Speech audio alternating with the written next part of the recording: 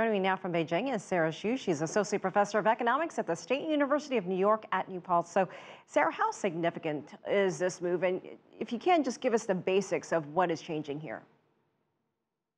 Right. So, as was mentioned in the report, the tax exemption will go from 3,500 renminbi per month to 5,000 per month, and this will be good for people who earn up to 60,000 renminbi per year, and it's relatively beneficial for a large percentage of the population.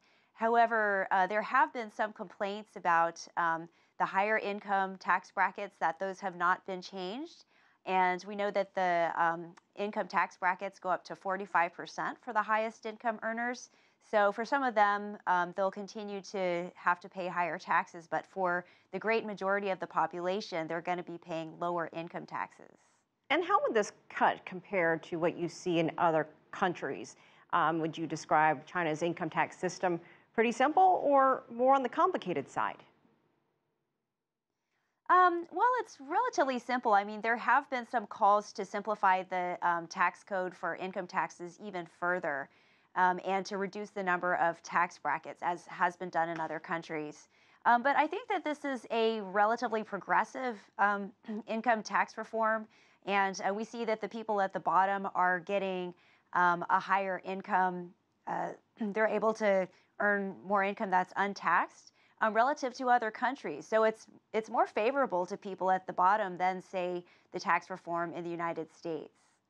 And would you say tax breaks, because we talk about this all the time, refunds, tax refunds in general, do they really spur spending? Or when you look at the case of China, would you think that this would actually get more people to spend?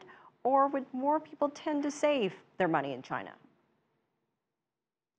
Well, it's really hard to say. I think that some people are going to save and some people are going to spend. Certainly, the government has encouraged people to increase their consumption.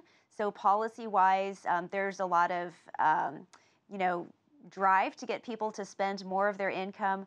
But some people have a tendency to pay more because they foresee an increase in medical expenses. And also, as China's population ages and as the demographics change, so that there's an only child who's caring for their parents as well as potentially their spouse's parents, we see that there's more pressure on income earners. So it's hard to say exactly what's going to happen. We'll just have to wait and see. Sara Hsu, thank you for joining us in Beijing.